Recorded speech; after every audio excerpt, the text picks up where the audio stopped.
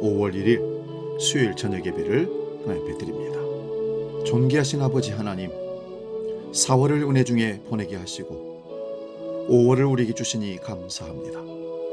5월 가정의 달, 우리의 가정을 다시 한번 돌아보게 하시고 신앙으로 제대로 서가고 있는지, 성숙되고 있는지, 믿음으로 하나 되고 있는지를 우리가 서로 바라보며 믿음을 점검하고 마지막 때를 살아가는 우리 모두가 하나님의 귀한 백성으로 이 땅에 살지만 하늘을 살게 하시고 하나님의 기쁨이 되는 우리 가정들 되게 하여 주옵소서.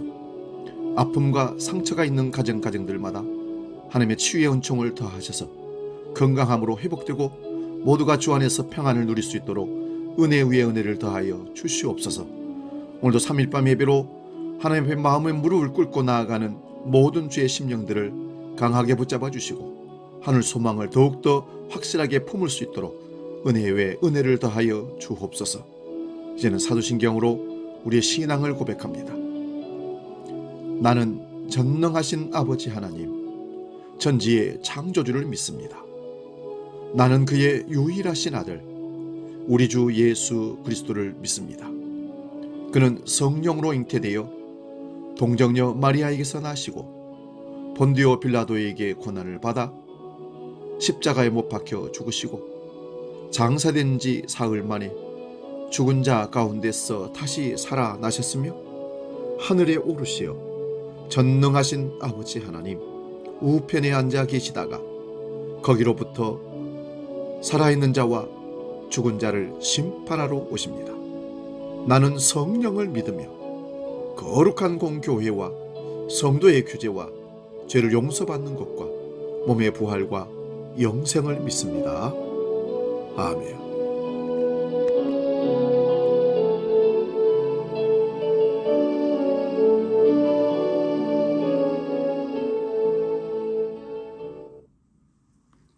찬송가 492장 잠시 세상에 내가 살면서 함께 찬송합니다.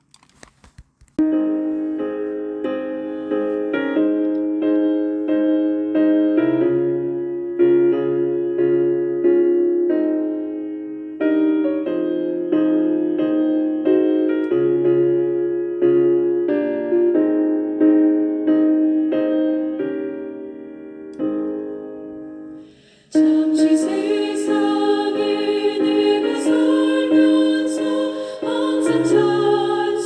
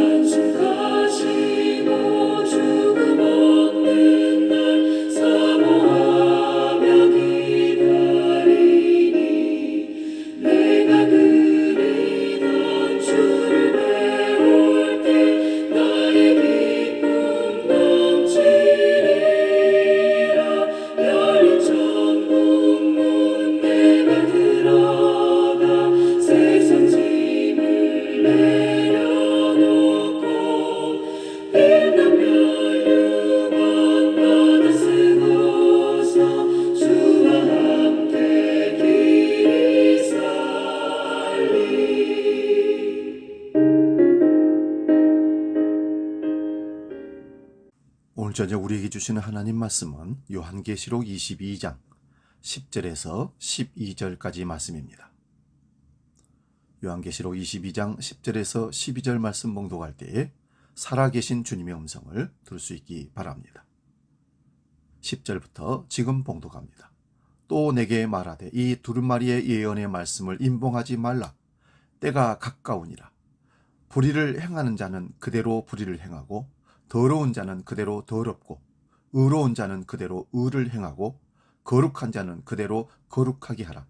보라 내가 속히 오리니 내가 줄 상이 내게 있어 각 사람에게 그가 행한 대로 갚아주리라. 아멘.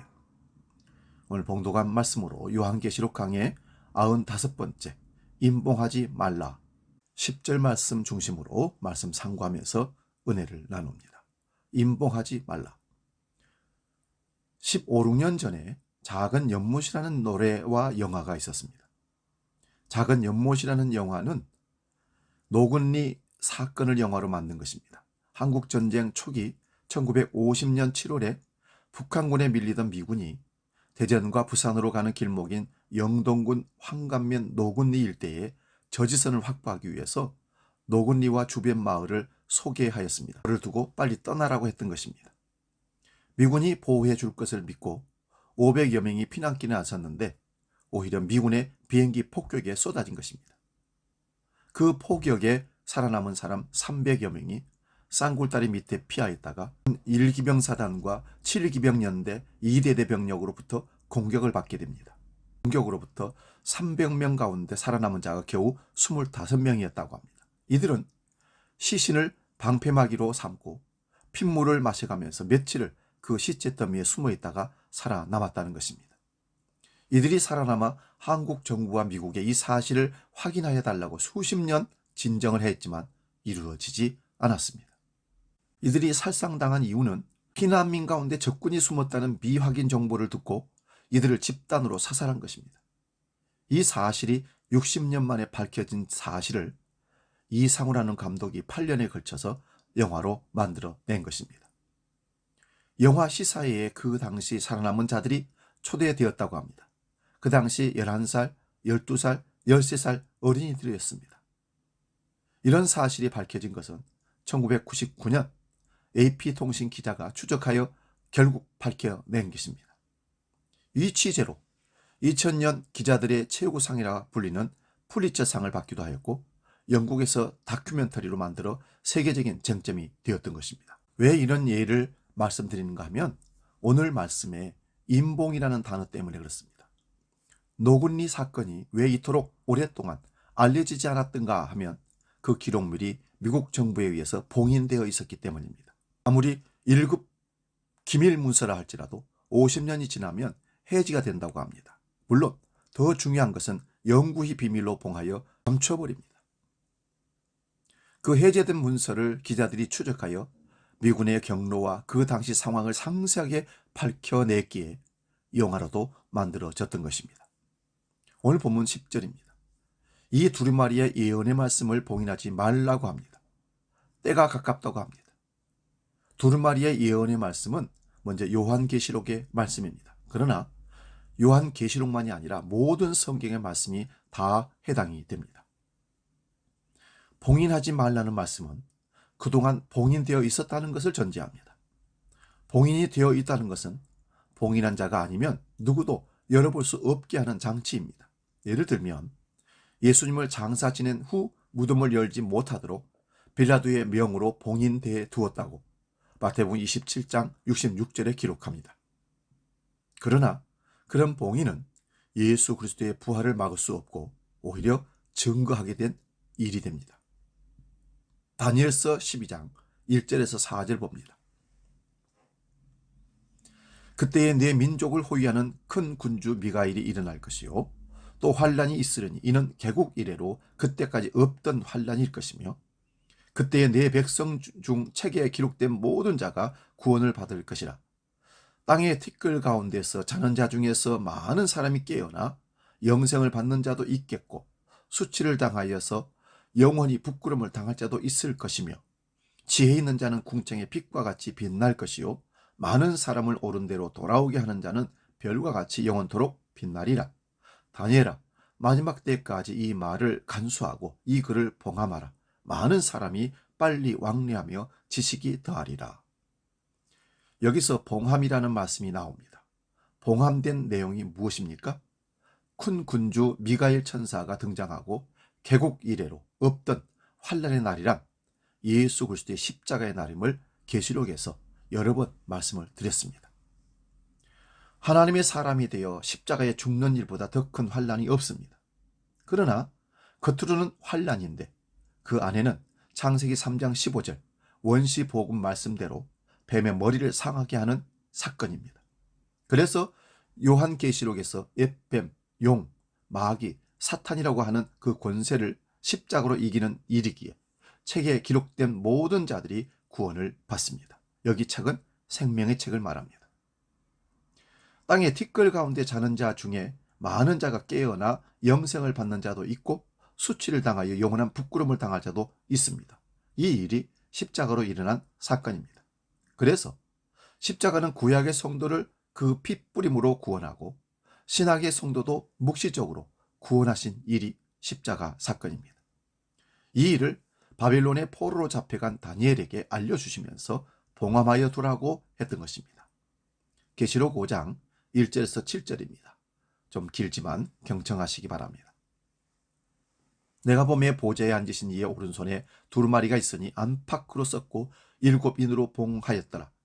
또 보매 힘있는 천사가 큰 음성으로 외치기를 누가 그 두루마리를 퍼며 그 인을 떼기를 합당하냐 하나 하늘 위에나 땅 위에나 땅 아래에 능히 그 두루마리를 펴거나 보거나 할 자가 없더라.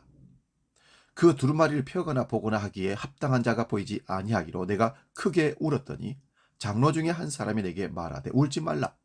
유다 지파의 사자 다윗의 뿌리가 이겼으니 그 두루마리와 그 7인을 떼시리라 하더라. 내가 또 보니 보좌와 네 생물과 장로들 사이에 한 어린 양이 서 있는데 일찍이 죽임을 당한 것 같더라. 그에게 7뿔과 7눈이 있으니 이 눈들은 온 땅에 보내심을 받은 하나님의 7영이더라.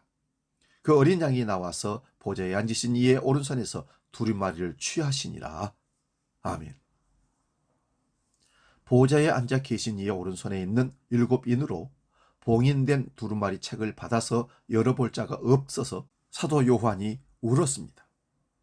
그렇게 울고 있는데 장로 중에 한 사람이 울지 말라 하면서 유다 지파의 사자 다윗의 뿌리가 이겼다고 선언합니다. 이긴 자가 죽임을 당한 어린 양 곧 예수 그리스도이십니다.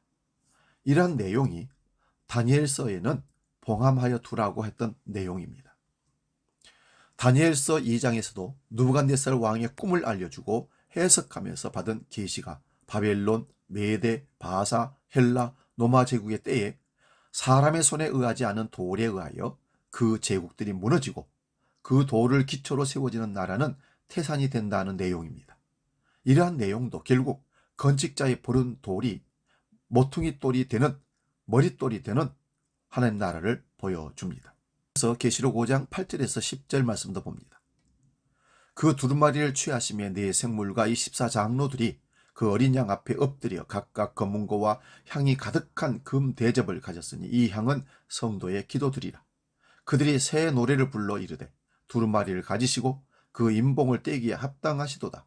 일찍이 죽임을 당하사 각 족속과 방언과 백성과 나라 가운데서 사람들 피로 사서 하나님께 드리시고 그들로 우리 하나님 앞에서 나라와 제사장들을 삼으셨으니 그들이 땅에서 왕노릇 하리로다 하더라. 예수 그리스도께서 십자가로 하나님의 뜻을 다 이루신 사건입니다. 그러므로 성도란 그리스도와 함께 왕노릇을 하고 살아갑니다. 이 왕노릇이란 예수님께서 자기 죽음으로 이루신 것과 같이 성도도 그리스도와 함께 죽음으로 왕노릇합니다. 이런 왕노릇을 사도들이 합니다. 이것을 풀어 설명하면 예수님은 이 땅에 오신 목적을 섬김을 받으려 함이 아니요 도리어 섬기려 하고 자기 몸을 많은 사람의 대속물로 주려 함이라 마가복음 10장 45절에 말씀합니다. 이와 같이 왕이시면서 이 땅에 십자가를 지심으로 우리를 섬겨주심으로 우리에게 생명을 주시고 우리에게 영원한 왕의 노릇을 하고 계십니다.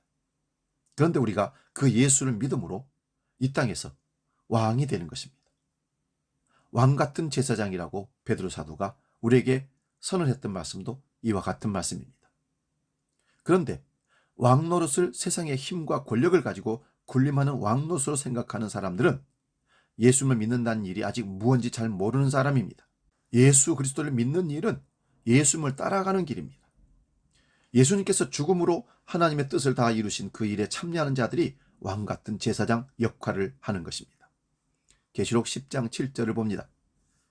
일곱째 천사가 소리내는 날 그의 나팔을 불려고 할 때에 하나님이 그의 종 선지자들에게 전하신 복음과 같이 하나님의 그 비밀이 이루어지리라 하더라. 여기 일곱이란 언제나 완성을 말합니다. 완전수. 그러므로 일곱째 천사가 나팔을 불면 하나님이 그의 종 선지자들에게 전하신 복음과 같이 하나님의 그 비밀이 이루어진다고 말씀합니다. 그러면 일곱째 나팔이 부러졌습니까? 불지 않았습니까?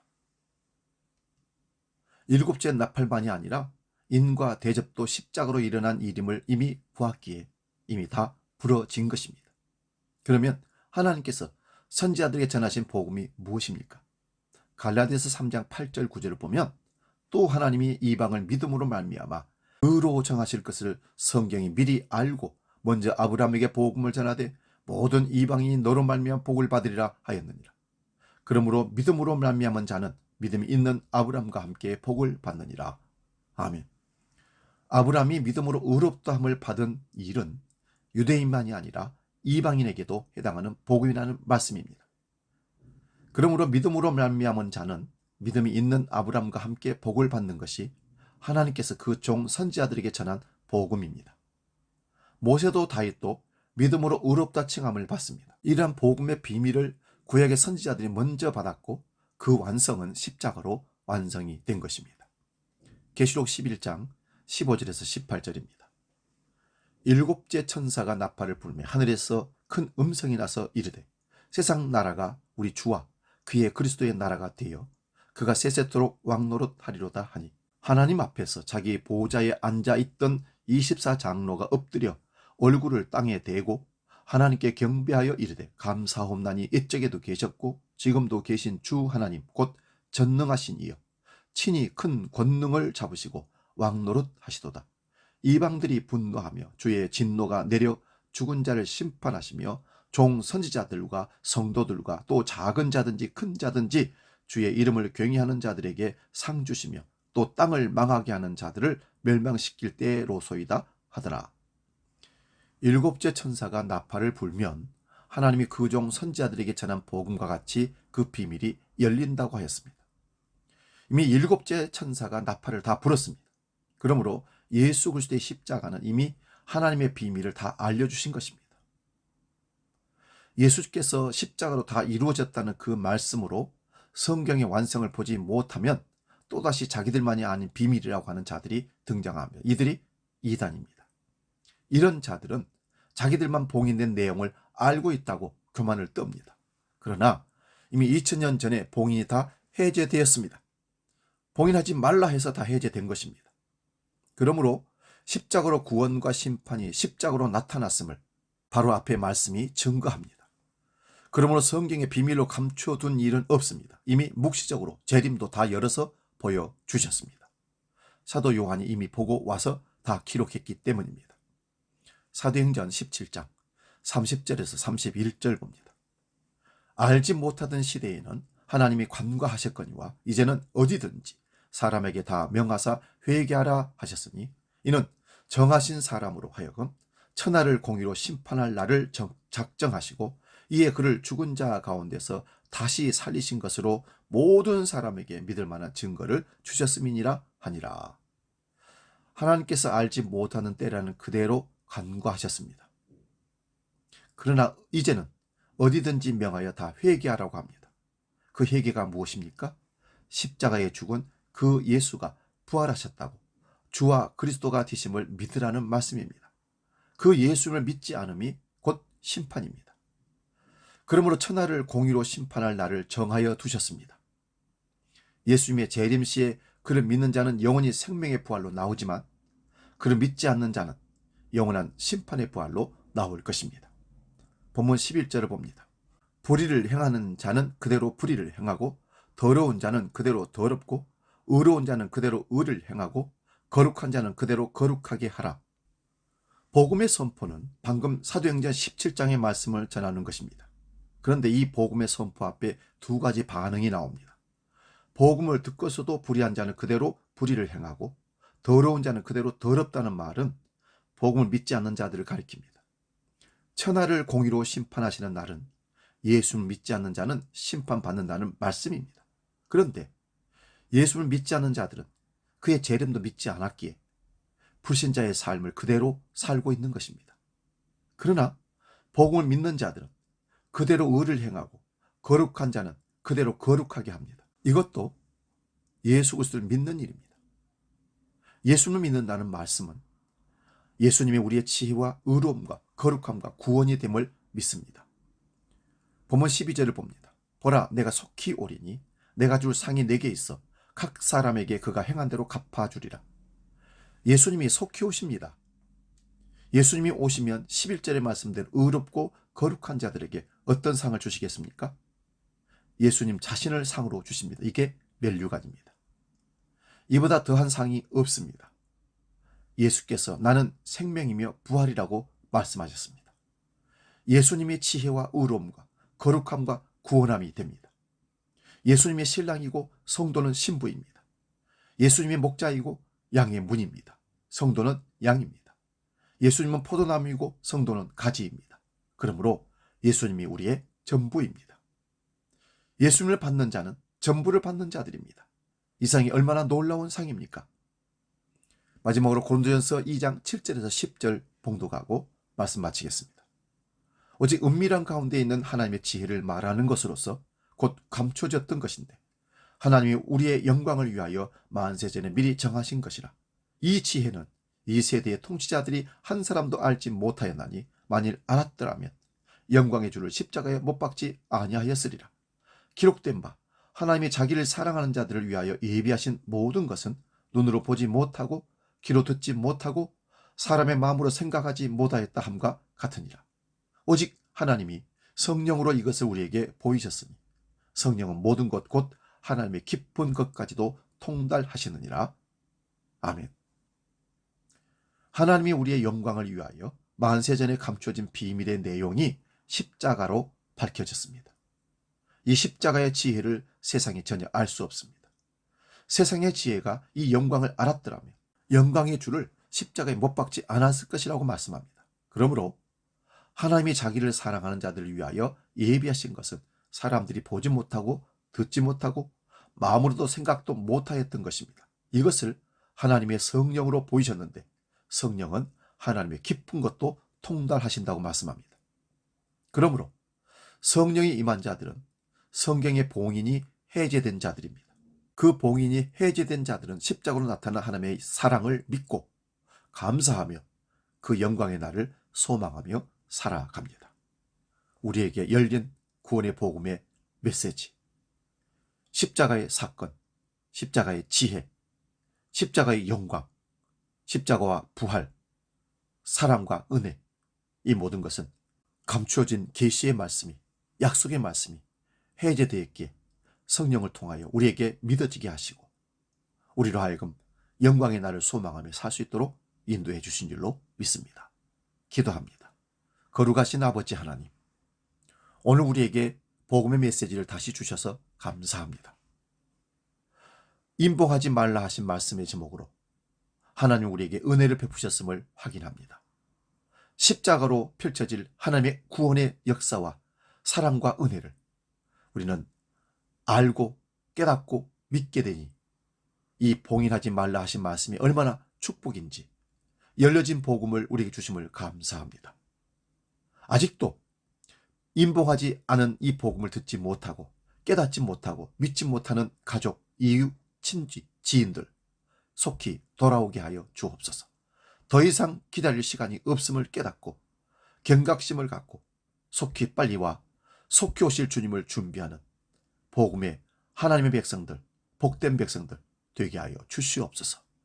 이제는 길이요 진리요 생명이시며 우리의 구원주가 되신 예수 그리스도의 은혜와 아버지 하나님의 크신 사랑과 성령님의 감동, 교제, 역사 충만케 하심이 복음을 믿고 하늘 백성으로 구원받아 천국을 사는 모든 주의 백성들 머리 위에 이제로 영원히 함께 하시기를 간절히 축원하옵나이다.